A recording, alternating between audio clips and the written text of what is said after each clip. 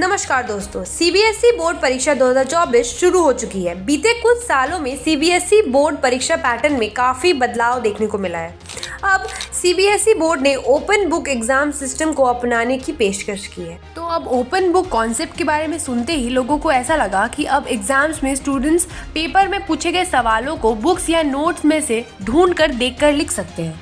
लेकिन ये कॉन्सेप्ट सुनने में जितना आसान लग रहा है उतना आसान नहीं है। असल में ओपन बुक एग्जाम्स क्या है, इसे क्यों लाया जा रहा है, इसे लाने के बाद क्या क्या प्रॉब्लम्स आ सकते हैं, हमारे देश से पहले इसे कहीं और लागू किया गया है या नहीं, बस इन्हीं कुछ कॉन्सेप्ट्स पे आज डिस्कशन करेंगे और इन सारे क्वेश्चंस के आंसर्स भी खोजने की कोशिश करेंगे।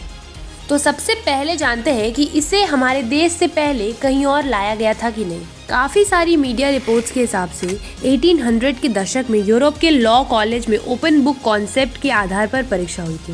फिर 20वीं सदी में दूसरे कॉलेज और यूनिवर्सिटी भी इसे अपनाने लगे थे। यूनाइटेड किंगडम में open book exam A level परीक्षाओं के लिए आम है। वहीं नीदरलैंड की ज़्यादातर यूनिवर्सिटीज़ और अमेरिका के कुछ कॉलेजेस और यूनिवर्सिटीज़ भी ओपन बुक एग्जाम कराते हैं। सिंगापुर और हांगकांग के कुछ कॉलेजेस, कनाडा के कुछ स्टेट्स में हाई स्कूल स्तर पर यह कॉन्सेप्ट अपनाया जाता है। तो अब ये जानते हैं कि ओपन बुक एग्जाम्स आखिर है क्या। ओपन बुक के बारे में सुनते ही स्टूडेंट्स काफ़ी खुश हो गए कि अब उन्हें बुक खोलकर एग्जाम देने का मौका मिलेगा। लेकिन ओपन बुक एग्जाम्स में नोट से टीचर के लिखाए गए पैराग्राफ को ज्यों का त्यों कॉपी करने, किसी भी स्टडी मटेरियल में जवाब कॉपी करने के नंबर नहीं मिलते हैं। इसमें स्टूडेंट्स को तभी नंबर मिलेंगे जब वह अपने नोट्स या स्टडी मटेरियल्स को अच्छी तरह से समझकर अपनी भाषा में जवाब लिखें।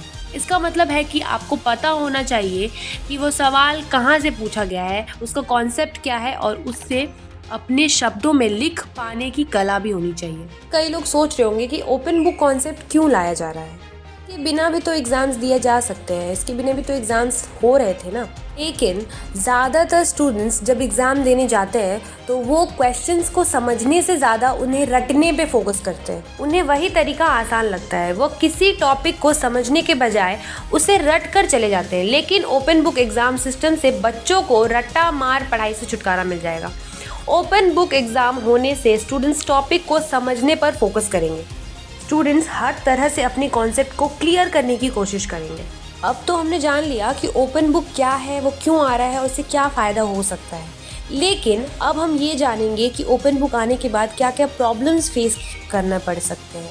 ओपन बुक सिस्टम लागू होने के बाद स्टूडेंट्स को चीटिंग करने से रोक पाना बहुत मुश्किल हो जाएगा। लेकिन अगर टीचर सतर्कता बरते और चेकिंग अच्छी तरह से करे तो चीटिंग पर लगाम लगाई जा सकती है।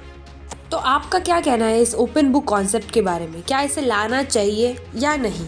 आप अपने आंसर्स कमेंट सेक्शंस में बता सकते हैं। अगर वीडियो इन्फॉर्मेटिव लगा हो तो do share with your friends and family. धन्यवाद।